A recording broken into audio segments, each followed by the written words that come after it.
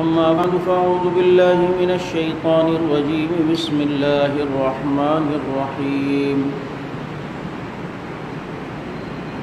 ألم تر إلى الذي حاج إبراهيم في ربه أن آتاه الله الملك إذ قال إبراهيم ربي الذي يحيي ويميت قال أنا أحيي وأميت صدق الله مولانا العظيم ونحن على ذلك لمن الشاهدين والشاكرين والحمد لله رب العالمين. درود پاک.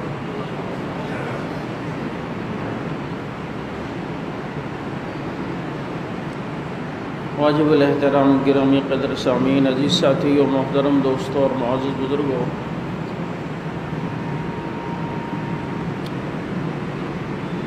ذی القعدہ کا مہینہ شروع ہو گیا ہے اور اس کے بعد ذی الحج کا مہینہ، جس میں مسلمان حج بھی کرتے ہیں اور قربانی کا فریضہ بھی سر انجام دیتے ہیں.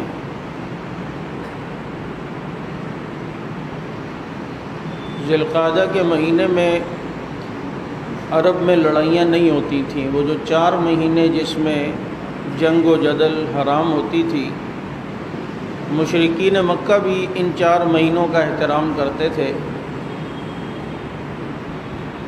ان میں ذی القعدہ بھی تھا، اور ذی القعدہ کا معنی ہوتا ہے بیٹھنے والا مہینہ، یعنی اس میں گھروں میں بیٹھ جاتے تھے وہ.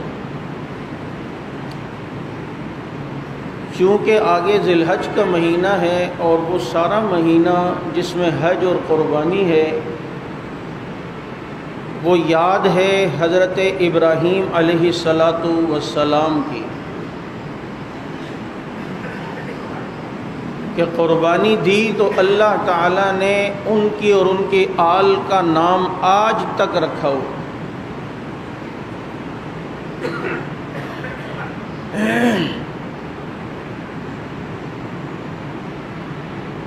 ابراہیم علیہ السلام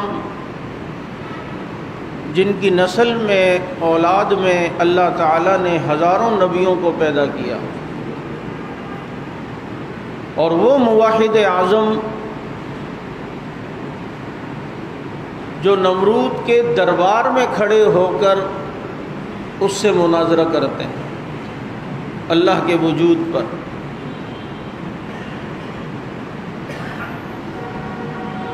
ابراہیم علیہ السلام کے باقی حالات انشاءاللہ وقتاً فوقتاً ہر جمعے بیان ہوتے رہیں گے.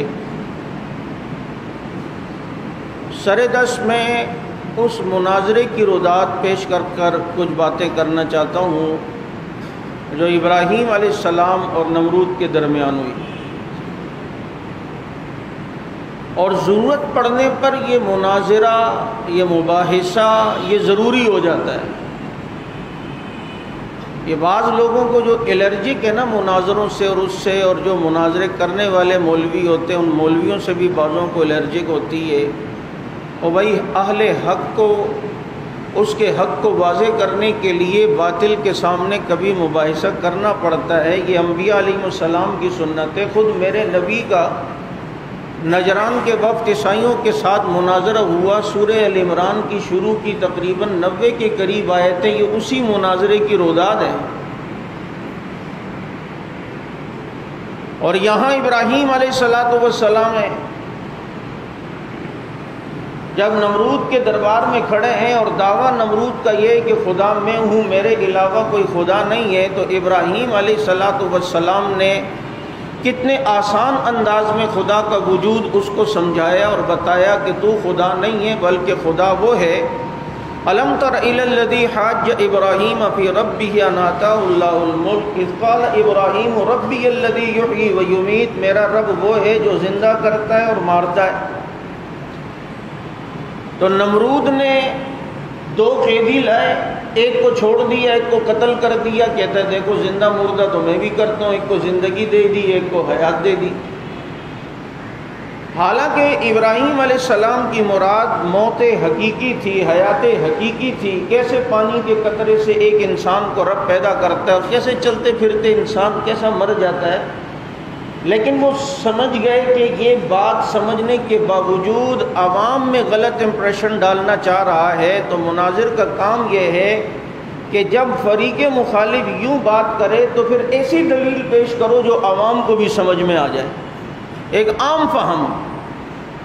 وہاں اتنے مشکل انداز میں پھر اگر وہ یوں سمجھاتے میری مراد موت حقیقی ہے، موت حیاتی ہے، تو بات کچھ اور لمبی چلی جاتی۔ تو خدا کا پیغمبر ابراہیم علیہ السلام نمرود کو کہتا ہے فَإِنَّ اللَّهَ يَأْتِي بِالشَّمْسِ مِنَ الْمَشْرِقِ فَأْتِ بِهَا مِنَ الْمَغْرِبِ، میرا رب روز سورج کو مشرق سے نکالتا ہے نا، تو خدا ہے تو چل آج مغرب سے نکال کے دکھا دے۔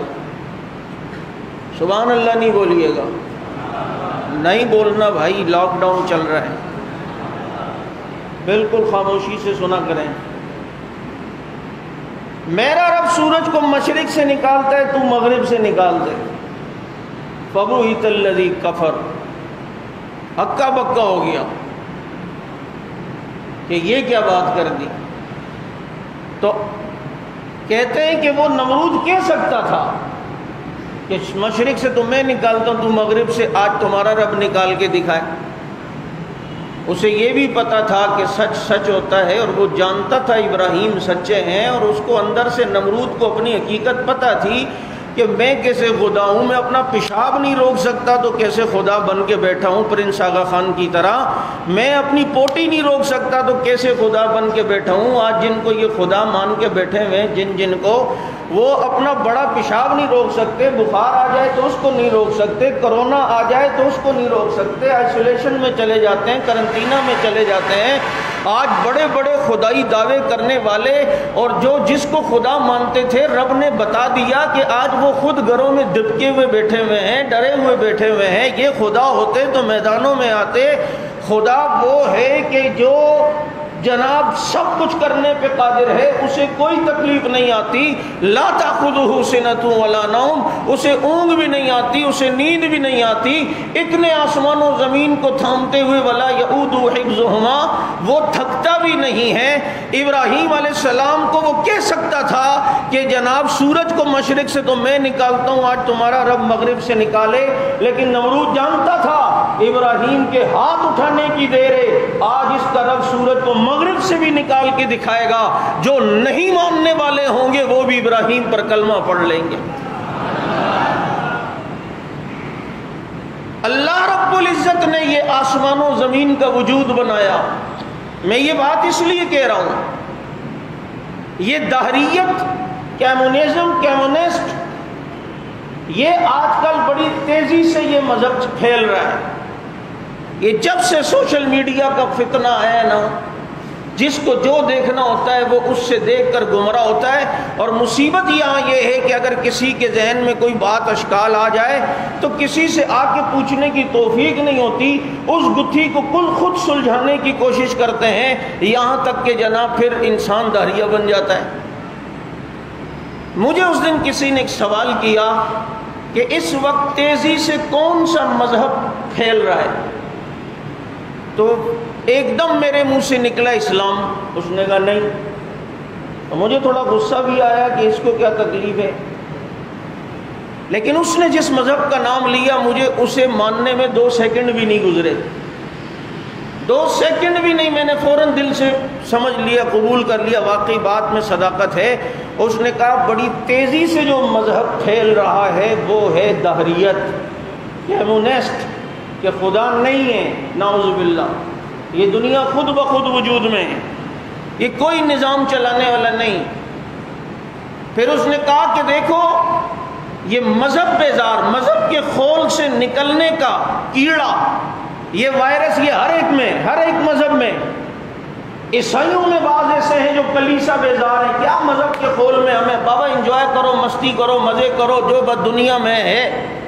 ہندو مذہب میں لوگ مندر بیزار لوگ ہیں کہ جناب بس مذہب کے خول سے نکلو۔ اسی طریقے سے ہر مذہب میں یہی ہے۔ اور اسلام میں میرا جسم میری مرضی والی جو آنٹیاں اور آنٹے ہیں، یہ وہی تو ہیں جو مذہب بیزار ہیں۔ کیا یار اس کی پابندی اور اس کی پابندی، اس کو دیکھنا حرام ہے، اس کو دیکھنا صحیح نہیں، یہ والی چیز جائز ہے اور یہ والی جائز نہیں، کیا ہم یار ایسی تنگ زندگی گزار رہے ہیں؟ اب بھائی مذہب کے خول سے نکلو، ان ظالموں کو کیا پتا محمد کی غلامی کی قید میں آنا ہی تو آزادی ہے، اسی میں تو اللہ نے مزہ رکھا ہے، جس کو تو قید سمجھ رہا ہے، خدا کی قسم تجھے اس کی لذت پتہ چل جائے، اس کے مزے پتہ چل جائیں، یہ تو پوچھ زید بن حارثہ سے جو بچپن میں جا کے بکتا ہے اور نبی آخر میں اسے خریدتے ہیں، ان کے والد کو سالوں بعد پتہ چلتا ہے کہ میرا بیٹا مکے میں کسی کا غلام ہے، ان کا باپ اپنے بیٹے کا عاشق تھا، ہوائیں چلتی تھی ان کے لیے شعر پڑھتے تھے، اگر تیز ہوائیں طوفان بارش آتی تھی ان کا باپ ان کی محبت میں اشعار پڑھا کرتے تھے۔ جب وہ وہاں پر پہنچے اور کہا ہمارا بیٹا آپ کی غلامی میں ہے، آپ اگر ہمیں اسے دے دو تو آپ جتنے پیسے دو گے ہم آپ کو دیں گے، نبی نے فرمایا بلا لیتا ہوں، اگر وہ تمہارے ساتھ جانا چاہتا ہے ویسے ہی چلا جائے، پیسوں کی کیا ضرورت ہے۔ باپ اور چچا ان کے خوش ہو گئے، یہ تو بڑا مزہ آ گیا، بیٹا ہے، خون ہے، آخر باپ کو دیکھ کے اور کس کے پاس جائے گا، باپ کے ساتھ ہی تو جائے گا۔ لیکن انہیں کیا پتا تھا وہ جس غلامی کے مزے لے رہا ہے، کیسر و کسرا اپنے محلات میں بیٹھ کے وہ مزے حاصل نہیں کرتے۔ جب زید بن حارثہ آئے، نبی نے دیکھا، فرمایا بیٹا کون ہے یہ؟ کہا یہ میرے والد اور یہ میرے چچا، اور کہا کہ تم ان کے ساتھ جانا چاہتے ہو یا میرے ساتھ رہنا چاہتے ہو، یہ اختیار تمہیں ہے، زید میری طرف سے کوئی پابندی نہیں۔ زید بن حارثہ اٹھے، نبی کے ساتھ جا کے بیٹھ جائے، ابا جان اور چچا جان سن لو، میں نے جو محبت مزے اور لطف و راحت و آرام و سکون یہاں دیکھا ہے وہ وہاں نہیں مل سکتا، آپ جیسے ہزاروں اس محمد کی جوتی پہ قربان کرتا۔ وہ دونوں حیران، بیٹا غلامی کو ترجیح دے رہے ہو؟ اب آپ کو کیا پتہ اس غلامی میں اللہ نے عزت کتنی رکھی ہے۔ آج خدا کی قسم دنیا کی کسی بادشاہ کے پاس وہ عزت ہے جو غلام بلال کے پاس تھی اور ہے؟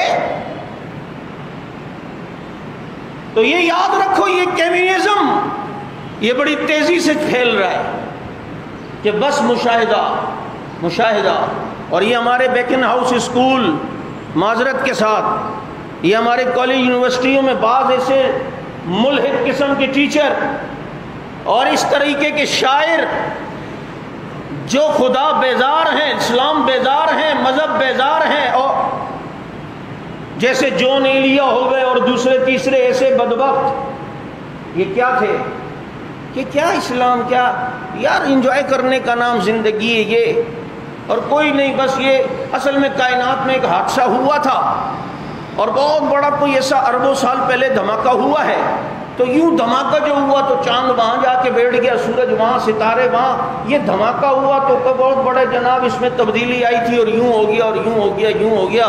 میں نے کہا واہ، دھماکے کے بعد اتنی ترتیب سے ساری چیزیں رکھی گئیں۔ میں گاڑی کے سارے پرزے جمع کرتا ہوں نا، ٹائر بھی ایک جگہ لاتا ہوں، اسٹیئرنگ بھی ایک جگہ لاتا ہوں، بریک بھی ایک جگہ، چیچز بھی ایک جگہ، اور پتہ نہیں جو کچھ بھی ایک جگہ لا کے نیچے دھماکہ کرتا ہوں، دیکھتا ہوں ٹائر والی جگہ پہ ٹائر فٹ ہوتا ہے یا نہیں، گیئر والی جگہ پہ گیئر فٹ ہوتا ہے یا نہیں، اسٹیئرنگ والی جگہ پہ اسٹیئرنگ فٹ ہوتا ہی نہیں۔ اور یہ کائنات کو اتنی خوبصورتی سے جو پرویا گیا ہے تو پرونے والا کوئی تو ہے نا، یہ جو چاند کو روشنی دیتا ہے، کبھی گھٹاتا ہے کبھی بڑھاتا ہے، کوئی تو ہے نا جو اس نظام کو ایسا چلا رہا ہے کہ چاند کے مدار میں سورج نہیں آتا، سورج کے مدار میں چاند نہیں آتا، یہ نظام ایسے اربوں سال سے ایسے چلتا ہوا آ رہا ہے، یہ کوئی ذات تو ہے۔ تم ساری چیزیں نام مشاہدے کا لیتے ہو جناب، بس جو کچھ ہے یہ سائنس ہی ہے، کیونکہ سائنس مشاہدے کا نام ہے، اور رب کی طاقت اور رب وہ نظر، طاقت تو نظر آتی ہے لیکن رب چونکہ نظر نہیں آتا اس لیے اسے قبول کرنے کے لیے تیار نہیں۔ حالانکہ خدا کی قسم جس کو رب کے استحضار ہو جائے وہ ہر جگہ رب کے وجود کو پاتا ہے، اور تو دل میں تو آتا ہے سمجھ میں نہیں آتا، میں جان گیا تیری پہچان یہی ہے۔ تمہیں کیا پتا خیالک فی عینی وذکرک فی فمی ومثواک فی قلبی فأین تغیب، اس کا خیال میرے دماغ میں رہتا ہے، اس کا ذکر میری زبان پہ رہتا ہے، وہ تیرے دل میں رہتا ہے، وہ کہاں غائب ہو سکتا ہے؟ تمہیں کیا پتا کہ جناب اس کے استحضار میں اللہ نے مزہ کتنا رکھا ہے؟ خدا کی قسم یہ میرا ہاتھ میرے دیکھنے میں شک ہو سکتا ہے، پتہ نہیں میں خواب دیکھ رہا ہوں یا نہیں، لیکن خدا کے وجود میں کوئی شک نہیں ہے۔ آج تم سب کچھ یہ دیکھیں بس سائنس، یہ دیکھو یہ، تو پھر قدرت اپنی طاقت منواتی اور دکھاتی ہے۔ آج پورا ٹل لاؤ نا، پورا زور لگاؤ نا، لیکن قدرت تمہیں کرونا میں مبتلا کی ہوئی ہے، تم ساری ٹیکنالوجی کے باوجود بے بس ہو گئے ہو، تو کوئی ذات تو ہے نا، واللہ غالب علی امری۔ تم آج سب یہی، ایک ڈاکٹر سے ہماری بات ہوئی، بڑے سخت سیریس ایک مریض تھا، اس نے ٹریٹمنٹ کی تو وہ صحیح ہو گیا، فوراً کوئی اٹیک کا مسئلہ تھا، تو ہم کھڑے تھے، میرے پاس آیا، کہا کہ میں لندن سے پڑھا ہوں اور میں بھی خدا کو نہیں مانتا تھا، لیکن ابھی آپ نے دیکھا ہے نا اس طرح کے ایسے کیسز آئے کہ جنہوں نے ہمیں سمجھا دیا کوئی ذات ہے۔ یہ بندہ تو ایکسپائر ہونے کے قریب تھا لیکن بچ کیسے گیا؟ تو میں سمجھ گیا کہ مارنے والے سے بچانے والا بہت بڑا ہے، اور واقعی وہ ہے۔ تو آج جو یہ ماننے کے لیے یوں تیار نہیں کہ بس جو کچھ ہے یہ دنیا ہے، جو مشاہدے میں ہے، جو سائنس کہہ رہی ہے بس وہی ہے، باقی یہ یار مذہب کی باتیں اور ایسے ہی ہے اور یہ ہیں، تو میرا سوال ہے تمہاری سائنس کا میں منکر نہیں ہوں، میں بتا رہا ہوں، لیکن اس کی آڑ میں خدا کے وجود کا انکار، بلکہ جب ہدایت نہ ہونا تو یہ ماہر فلکیات جو مشاہدہ کائنات کا کرتے ہیں نا وہ ہم نے کیا بھی نہیں ہے، اس کو دیکھ کر بھی ان کو سمجھ نہیں آتی، اور کچھ ایسے ہیں کہ ان کو سمجھ میں آ جاتی ہے کوئی ذات ہے، لیکن اللہ کی طاقت، اللہ کا وجود اور اللہ جو فیصلہ کرے وہ اٹل۔ تمہاری ٹیکنالوجی سائنس اسے اس کی طاقت قدرت کو مغلوب نہیں کر سکتی۔ آج کسی لڑکا لڑکی کی شادی کراؤ، کوئی آج تم پوری سائنس جمع ہو جائے، پوری میڈیکل کی ٹیمیں جمع ہو جائیں، یہ بتا سکتی ہیں کہ اس لڑکا اور لڑکی کی شادی ابھی ہوئی ہے تو ان کے اولاد ہوگی یا نہیں؟ چلو ہو سکتا ہے بتا دیں، دونوں کے ٹیسٹ کرو اور اس سے اندازہ کر لے، ایک اندازہ تکا، یہ بتا سکتے ہیں کہ لڑکا ہوگا یا لڑکی؟ چلو ہو سکتا ہے یہ بھی بتا دیں کہ اس پہ ٹیسٹ کریں اور دیکھیں کہ مرد کا پانی طاقتور ہے یا عورت کا، مرد کا طاقتور ہے تو لڑکا، مرد عورت کا ہے تو پھر لڑکی، چلو تکا مار دیا، یہ بھی بتا سکتے ہو، لیکن چلو یہ بتا دیا تم نے کہ جی لڑکا ہوگا اور ہوگا، ٹیسٹ سارے کلیئر ہیں، ویسے تو کتنوں کی کلیئر آتے ہیں اور رپورٹیں بھی ہیں لیکن اولادیں نہیں ہو رہی، لیکن چلو مان لیا، لیکن تم نے یہ بتا دیا، چلو جی یہ بھی بتا دیا لڑکا ہوگا، یہ بتا سکتے ہو یہ لڑکا جو ہوگا عادتیں کیسی ہوں گی، اخلاق کیسے ہوں گے، کردار کیسا ہوگا، کلر کیسا ہوگا، حرکتیں کیسی ہوں گی، کریکٹر کیسا ہوگا، کتنی عمر پائے گا، قد اس کا کتنا ہوگا، جناب آواز کیسی ہوگی، اس کا رنگ کیسا ہوگا، یہ تم بتا سکتے ہو؟ ساری دنیا کی ٹیکنالوجی جمع ہو جائے اس کے متعلق یہ نہیں بتا سکتی کہ جناب ان لڑکا اور لڑکی کی شادی ہوئی، ان کے یہاں بچہ ہوگا اور وہ بچہ ایسے کریکٹر کا، ایسے کردار کا، ایسے اخلاق کا، ایسے کلر کا، ایسے قد کا، یہ ہو سکتا ہے؟ کبھی بھی نہیں بتا سکتی، لیکن آؤ قدرت کی طاقت یہ، ابھی عمر کا دادا بھی پیدا نہیں ہوا، مثلہم فی التوراۃ ومثلہم فی الانجیل، اور پھر ایک وقت آیا کہ عمر بھی پیدا ہو گیا، بیت المقدس پہ حملہ کرنے کے لیے گئے ہیں، اکیلے گئے ہیں، وہاں اعلی اہل کتاب کے عیسائیوں نے بیت المقدس سے کتابیں کھول لی، آنے والے کو دیکھا کہ پیدل چلتا ہے، غلام سواری پہ ہے، کبھی کتاب کو، کبھی عمر کو، کبھی کتاب کو، کبھی سواری کو، کبھی کتاب کو، کبھی عمر کے رنگ کو، کہ چابیاں دو، جلدی دو، اس شخص کو چابیاں دے کر آ جاؤ، لڑنا نہیں ہے، ٹکرانا نہیں ہے۔ باتیں شروع ہو گئیں، ہمارے کلیسا کے پادری بک گئے، کیوں بغیر لڑے دے رہے ہو؟ ایک ہی تو ہے، صرف ایک غلام ہی تو ساتھ ہے، بک گئے ہو؟ کہا ہم بکے ہیں نا، ہماری کتاب تو نہیں بکی، یہاں پہلے سے لکھا تھا اس خاندان میں، اس کی اولاد میں اور فلاں جگہ پر ایک نبی آئے گا، اس کا ایک امتی ہوگا، نام اس کا یہ ہوگا، رنگ اس کا ایسا ہوگا، کردار اس کا ایسا ہوگا، اور جناب کپڑے اس کے ایسے ہوں گے، قد اس کا ایسا ہوگا، سواری اس کی ایسی ہوگی، خود پیدل ہوگا، غلام سواری پہ ہوگا۔ یہ قدرت اپنی طاقت دکھا رہی ہے۔ عمر پیدا بھی نہیں ہوا، دادا بھی پیدا نہیں ہوا، ان کی نسلوں کا اللہ پہلے بتا رہا ہے کہ ان کے یہاں لڑکا پیدا ہوگا، رنگ ایسا ہوگا، کلر ایسا ہوگا، کپڑے ایسے ہوں گے، کردار ایسا ہوگا، اخلاق ایسا ہوگا، کریکٹر ایسا ہوگا۔ نہ ٹکرانا، چابی دے دینا، اگر اس سے ٹکراؤ گے تمہارا نام بھی ختم کر دے گا، تمہارا وجود بھی مٹا دے گا۔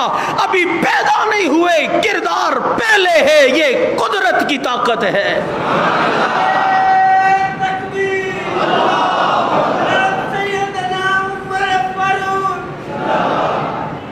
آج سائنس بتا سکتی ہے؟ بولو، بتا سکتی ہے تو بتا دو آپ، وہ بچہ پیدا ہوگا۔ میں نے بتانا چاہ رہا ہوں ان دہریوں کو کہ کوئی تو ذات ہے نا کہ جو یہ سب بتا رہی ہے۔ ابھی نبی آئے نہیں، لیکن پہلے بتایا عبد المطلب کے یہاں بیٹا ہے ہوگا عبداللہ، عبداللہ کے یہاں اس طرح کا بیٹا ہوگا، نام اس کا محمد ہوگا صلی اللہ علیہ وسلم، اور جناب رنگ کے ایسے ہوں گے، اخلاق کے ایسے ہوں گے، کردار کے ایسے ہوں گے، نشانیاں یہ ہوں گی۔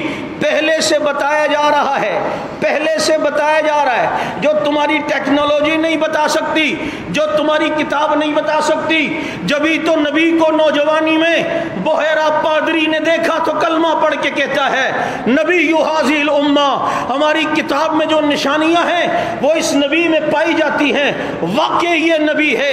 جبھی تو اس نبی کو جس راہب نے بھی دیکھا تو سمجھ گئے کہ جناب یہی واقعی نبی ہے۔ یہاں تک کہ سلمان فارسی رضی اللہ تعالیٰ عنہ ہدایت حاصل کرنے کے لیے مختلف کلیساؤں میں گئے، ایک پادری کے پاس رہے، اس کا انتقال ہوا تو دوسرے کے پاس، اس کا انتقال ہوا تو تیسرے کے پاس، ایک پادری کے پاس تھا، اس کی آخری عمر تھی، مرنے کے قریب تھا۔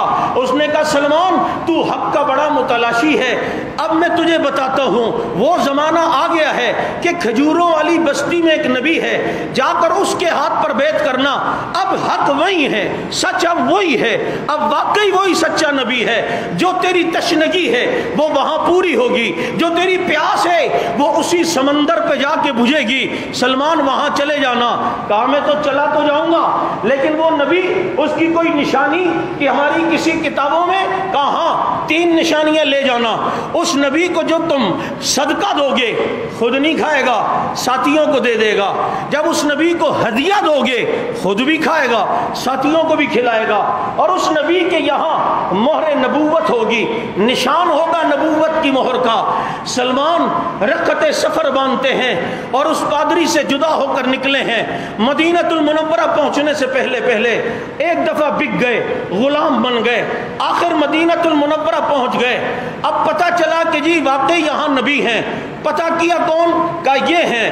سلمان ایک دن آئے، آ کر نبی کو کھجوریں دی، کہا کہ یہ ابھی ایمان نہیں لائے، ابھی کہا کہ مسلمان نہیں ہیں، آگے کہا یہ میں فلاں علاقے کا ہوں اور فلاں میرا مذہب ہے، فلاں پادری کے پاس رہا ہوں، یہ میں آپ کا نام سنا، چلو آپ کے لیے یہ صدقے کی کھجوریں لایا۔ نبی نے کھجوریں لیں، صحابہ میں تقسیم کر دیں۔ سلمان دیکھ رہے ہیں، کہتے ہیں ایک نشانی تو ہو گئی ہے۔ جناب کچھ دنوں بعد آئے اور کہا کہ یہ کھجوریں لایا ہوں، آپ کے لیے ہدیے میں لایا ہوں۔ نبی خود کھاتے ہیں، سلمان اور باقی صحابہ کو کھلاتے ہیں۔ کہا یہ بھی ہو گئی، اب تیسری نشانی کیسے دیکھوں؟ ادب کے خلاف سمجھتے ہیں کہ جناب یہ ذرا کپڑا ہٹا کر دکھائیں۔ بے ادب لوگ تو تھے نہیں وہ، ادب تو ان لوگوں سے سیکھنا ہے۔ یہ تو ہم لوگ ہیں جنہیں کسی بڑے چھوٹے کا ادب ہی نہیں ہے۔ سلمان اب چاہتے ہیں کہ یہ میں نشانی دیکھوں کیسے؟ تو روزانہ نبی کہیں جاتے تو کبھی آگے جاتے کبھی پیچھے، کہ شاید کسی موقع پر یہ نبی کویز اٹھائیں اور میں دیکھ لوں۔ ایک دن پھر نبی نے دیکھا اور فرمایا سلمان ادھر آؤ، یہ تیسری بھی دیکھ لو۔ سلمان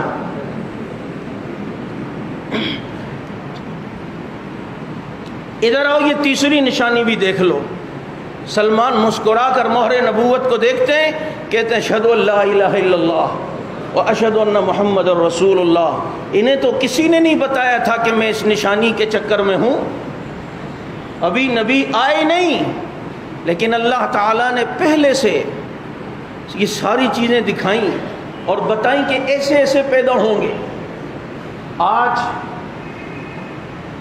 یہ یونیورسٹی میں ایک روداد آئی تھی، کسی کا کالم، وہاں ایک لڑکی دہریت میں آ گئی، کوئی اسے سمجھانے لگا سائنسی پوائنٹ آف ویو سے، اور پھر آخر میں جا کر اس نے، بڑا لمبا واقعہ کبھی بتاؤں گا تفصیلی، اس نے کہا دیکھیں یہ قرآن کریم ہے، یہاں لکھا ہے ثم کلی من کل الثمرات۔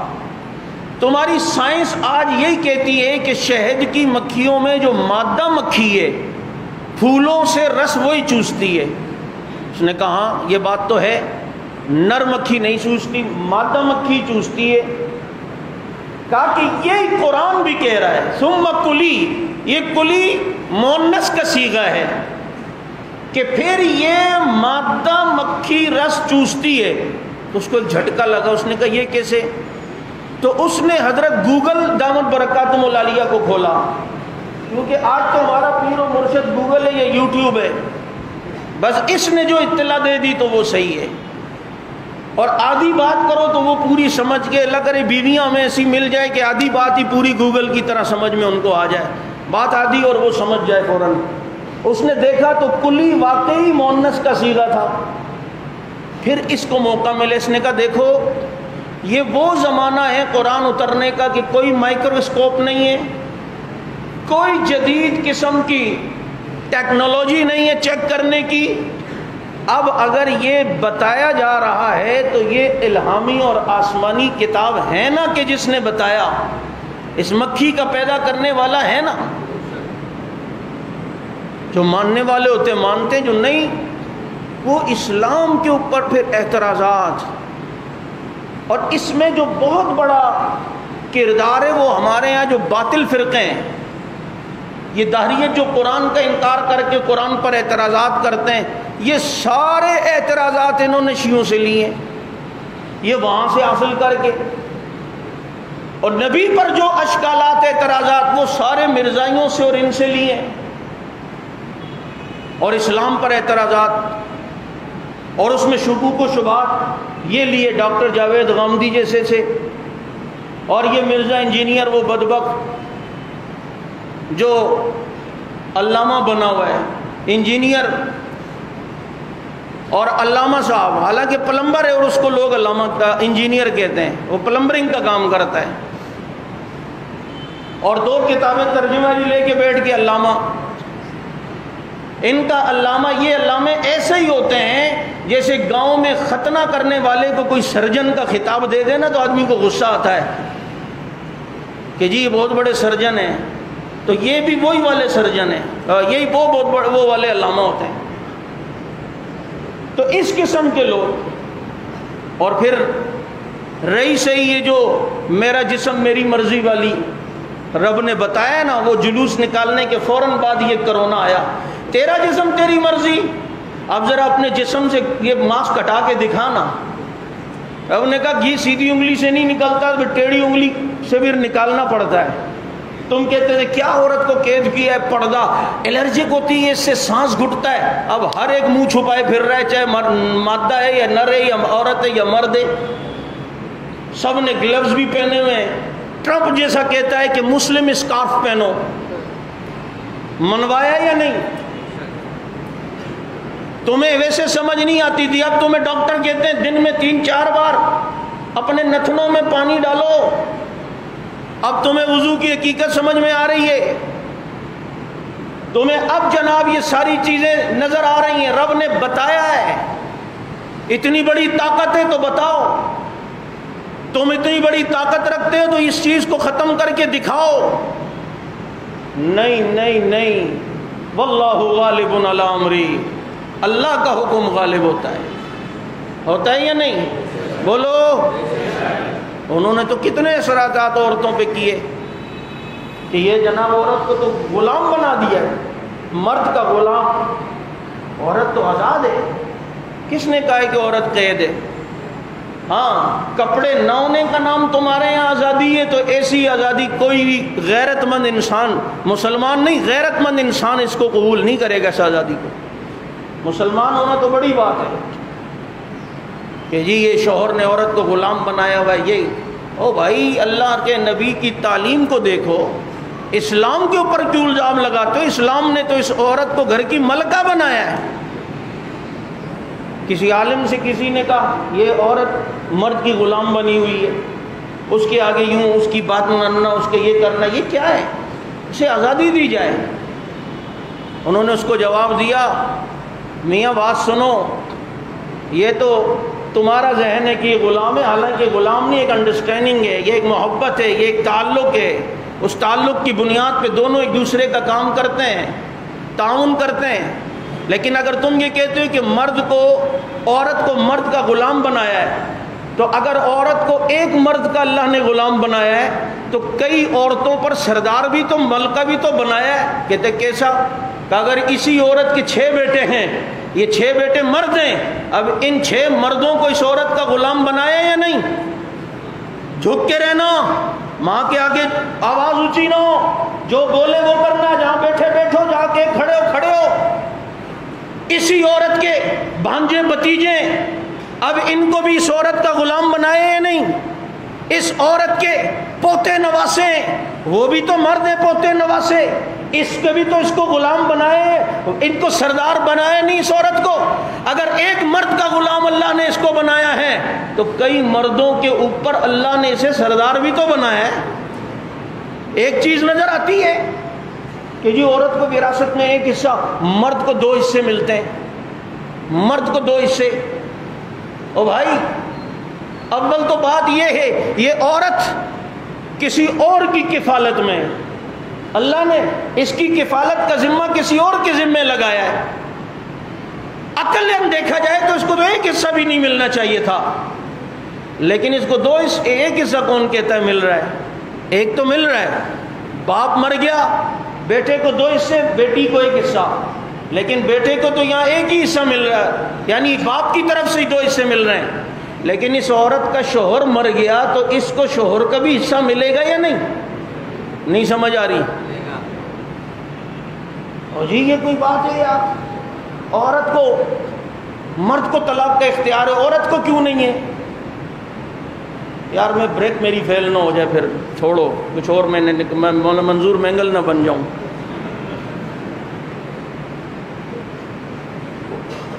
اس کو طلاق کا اختیار کیوں نہیں ہے؟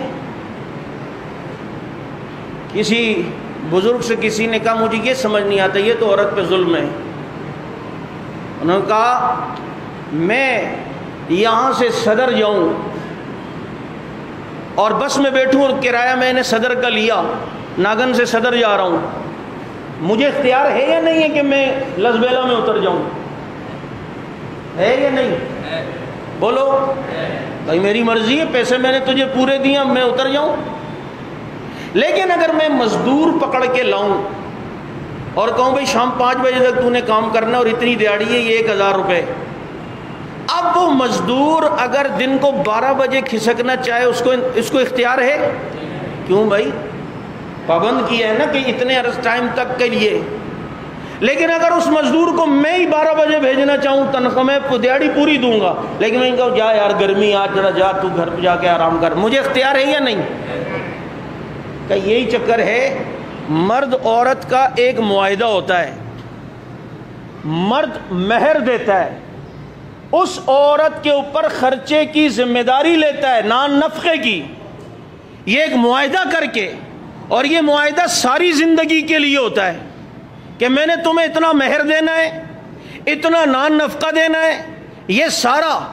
اب اگر عورت کو اختیار طلاق کا ہوتا نا تو ادھر مرد نے 5 لاکھ مہر رکھا ہے، اور جناب یہ مہر ادھر اس نے رات کو مہر لیا، صبح عورت طلاق دے کے چھٹی، وہی مزدور کی طرح کہ 5 بجے تک کا ٹائم تھا لیکن جناب 12 بجے کھسک گیا. تو اس کو اختیار ہے؟ خرچہ میں نے کیا ہے. کوئی معاہدہ دنیا کے لحاظ سے ہم دیکھیں، اگر کاروباری لحاظ سے، ہاں اگر یہ مرد جس نے مہر بھی دیا ہے، نان نفقہ بھی دیتا ہے، ساری زندگی کے لیے ایگریمنٹ ہوا ہے نا، نکاح تو اسی کا نام ہے بھائی، متع نام ہے، نکاح نام ہے شریک حیات، ساری زندگی حیات، شریک حیات ساری زندگی کی شریک، اور متع نام ہے شریک دو رات. ایسی بات ہے نا، یہ ایک رات، یہی تو فرق ہے نا متع میں اور نکاح میں. تو اب یہ معاہدہ ساری زندگی کا ہے. اب اگر عورت کو اختیار ہوتا، ادھر جناب 5 لاکھ مہر رکھا اس سیانی نے، اور دوسرے دن کا مجھے طلاق ہے، مجھے طلاق ہے، مجھے طلاق ہے، I am going to home ولام بچے اکشے. اب وہ مجھے بتاؤ کیا ہوتا؟ اس کو بات سمجھ میں آ گئی، یار واقعی پیسوں والی بات کرو نا، میمن پارٹی کو خاص کر زیادہ سمجھ میں آتی ہے کہ بات تو یار صحیح ہے. کہ اللہ کے بندے، ہاں یہ آپشن دیکھو پھر بھی شریعت نے دیا ہے کہ نکاح کے ٹائم اگر مرد اپنے اختیار سے نکاح کے وقت عورت کو طلاق کا حق تفویض کرے تو کر سکتا ہے. نکاح کے خانے میں یہ آپشن لکھا ہوا ہوتا ہے، کیا مرد نے عورت کو نکاح کا طلاق کا حق تفویض کیا یا نہیں. تو نکاح کے وقت اگر یہ شرط لگائی جائے کہ مرد عورت کو طلاق کا اختیار دے کہ اپنے کو خود بھی طلاق دے سکتی ہے، تو شریعت نے آپشن رکھا ہے وہ یہ اختیار لے سکتی ہے. لیکن عام طور پر ایسا ہوتا نہیں اور ہونا بھی نہیں چاہیے. لیکن پھر بھی عورت کے حقوق کو دیکھے کتنی شریعت نے خیال رکھا، اس کا حق دیا ہے. اسلام پر اعتراضات، یہ ساری چیزیں یہ بونگے قسم کے سوالات ہوتے ہیں. اسلام حق تھا، حق ہے، اور اسلام ہی حق رہے گا، اور غالب تھا، غالب ہے، اور اسلام انشاءاللہ غالب رہے گا. تمہیں کسی کے پیڑے بنانے کی ضرورت نہیں ہے، اپنے بس مذہب کی فکر کرو. یہ نہیں کہ وہ بھی راضی ہو جائے، یہ بھی راضی ہو جائے، یہ بھی. جیسے آج ہماری حکومت اسلام آباد میں مندر بنوا کر مودی کو خوش کرنا چاہتی ہے. اور ظالموں، وہاں پر انہوں نے مسلمانوں کی مساجد کے ساتھ کیا کیا، مسلمانوں کے ساتھ کیا کیا، بابری مسجد کے ساتھ کیا کیا. ہم نہیں کہتے کہ تم یہاں مندروں کو توڑو، اسلام اس کی بھی اجازت نہیں دیتا. صاف بات سن لیں، اگر کسی جگہ علاقہ فتح ہو اور کسی جگہ علاقے میں کوئی دوسرے مذہب کے لوگ ہوں، اسلام اگر وہ ذمہ بن کے رہیں گے، اسلام ان غیر مسلموں کی حفاظت کا بھی ذمہ لیتا ہے اور ان کی عبادت خانوں کو بھی نہیں توڑے گا، اور عبادت خانے کی بھی ذمہ داری لیتا ہے حفاظت کی. لیکن اگر کسی جگہ پر ایک طبقہ غیر مسلموں کو ہے ہی نہیں، اسلام اس کی بھی اجازت نہیں دیتا کہ تم وہاں مندر اور کالونیاں ان کی بنا کر انہیں جناب وہاں بلا کر بٹھاؤ اور کہو کہ اب تم اپنی عبادت کرو. اسلام آباد میں جب ہندو ہے ہی نہیں تو وہاں بنانے کی کیا تکے. یہی تو تھا طالبان نے جو بامیان کے بت توڑے، تو بہت سارے لوگوں نے کہا کہ اسلام نے تو اقلیتوں کے عبادت خانوں کے تحفظ کا ذمہ لیا ہے. تو وہ لوگ تو چونکہ شریعت جانتے تھے، اور ان سے زیادہ کون جانتا ہو، تو انہوں نے یہی کہا نا کہ اسلام وہاں عبادت خانوں کی حفاظت کا ذمہ لیتا ہے جہاں جس علاقے میں اس مذہب کے لوگ ہوں اور عبادت خانے میں جاتے ہوں. لیکن اگر کسی جگہ ہی نہیں، اب بامیان میں کون سے بدھ مت والے رہتے ہیں؟ وہ تو کسی زمانے میں رہتے تھے، اب ان کا وہاں وجود بھی نہیں ہے، اب وہ تو رہتے ہیں، اب کوئی چائنا میں تو کوئی جاپان میں، جب نہیں ہے تو یہاں بت نہیں چلیں گے، یہاں محمد کا دین چلے گا۔ یہ فرق ہوتا ہے۔ اس لیے ہم مذمت کرتے ہیں اسلام آباد میں جو مندر کی تعمیر ہو رہی ہے، یہی اسلام آباد ہے جہاں کبھی تم لال مسجد گرانے کی باتیں کرتے ہو، جامع حفصہ ڈھانے کی باتیں کرتے ہو۔ آج تک جامع حفصہ تو تم نے مشرف کے دور کے بعد سے آج تک بنایا نہیں، مندر بنانے کی بہت فکر ہو رہی ہے، ہندوؤں کو خوش کر رہے ہو، یہ کبھی بھی راضی نہیں ہوں گے۔ تم نے کشمیر دے دیا، کیا یہ راضی ہو گئے؟ اب بھی یہاں پر پاکستان کی طرف غلط نگاہ سے ایران کے ساتھ گٹھ جوڑ کر کے دیکھ رہے ہیں۔ تم اتنا کچھ کرو، لیکن یہ یہود و نصارہ ہوں یا ہنود ہوں یا یہود ہوں، یہ راضی نہیں ہوں گے جب تک ان کا مذہب قبول نہ کرو۔ اس لیے ان کو راضی کرنے کی فکر نہ کرو، رب کو راضی کرنے کی فکر کرو۔ تمہارے قدموں میں ذلیل ہو کے آئے گی۔ یہ خطیبانہ جملے نہیں ہیں، یہ مبلغانہ جملے نہیں ہیں، حقائق پر مبنی ہیں۔ مشاہدے میں یہ بات شامل ہے، تمہارے افغانستان کے اندر غریب طبقہ جس نے کسی کو راضی نہیں کیا، رب کو راضی کیا، 43 ملک ان کے گھٹنوں پر آ کر بیٹھے، گھٹنے ٹیکے، ان کے قدموں کے آگے بیٹھے، اور دنیا کو ان طالبان نے بتایا ہے جو رب کا ہوتا ہے رب اس کا ہوتا ہے، جو رب کا نہیں ہوتا پھر اس کا کوئی بھی نہیں ہوتا۔ اس لیے مندر بنانے کی ضرورت نہیں ہے، یہ کرونے کی وبا ہے۔ اور ظالموں، آج تک ہمارے حکمرانوں کی طرف سے احتیاطی تدابیر تو بتائی جاتی ہے، ماسک پہن کے نکلیں، سینیٹائزر لگا کے نکلیں، سینیٹائزر گیٹ کا اہتمام کریں، ایس او پی کا خیال کریں، فلاں پی کا خیال کریں، اور جناب فواد چودھری کی طرح پینے کا خیال کریں، یہ سارا پی کا خیال کریں۔ یہ ٹھیک ہے، خیال ہونا چاہیے، احتیاط ہونی چاہیے اس کی، لیکن بحیثیت ایک اسلامی ملک کے سربراہ ان کا یہ بھی حق بنتا ہے یا نہیں، وہ قوم کو بیٹھ کے یہ کہے یہ ساری احتیاط اپنی جگہ، لیکن جب آفت زمینی ہو تو اس کے لیے سدباب زمینی سطح پر کیا جاتا ہے، لیکن جب آسمانی آفت ہو تو اس کے لیے آسمان کے مالک کو راضی کرنا پڑتا ہے۔ اس لیے گناہ چھوڑنے ہوں گے، سود کا نظام ملک سے ختم کرنا ہوگا، جناب ظلم کا نظام ختم کرنا ہوگا، پردہ رائج کرنا ہے، شراب پہ ہم نے اب پابندی لگانی ہے، گناہوں سے اب توبہ کرنی ہے، موسیقی کے آلات کو ختم کر دینا ہے۔ تم یہ سب کچھ کر کے دیکھو، ہفتے سے پہلے کرونا ختم نہ ہو ہمارا گریبان پکڑ لینا۔ تم رب کو تو راضی کرو، اس کے راضی کرنے کی کوئی بات ہی نہیں۔ اس لیے دعا کرتے ہیں ربا ان کو نہ دیکھ جو تیرے سر پھرے، جو تیرے یہاں مقبول ہیں، تو ان کے اٹھے ہوئے ہاتھوں کو دیکھ کر ہم سے یہ وبا کو ختم فرما دے۔ اللہ رب العزت ہر قسم کی آزمائش و امتحانات سے ہماری حفاظت فرمائے۔ آخر دعوانا الحمدللہ رب العالمین۔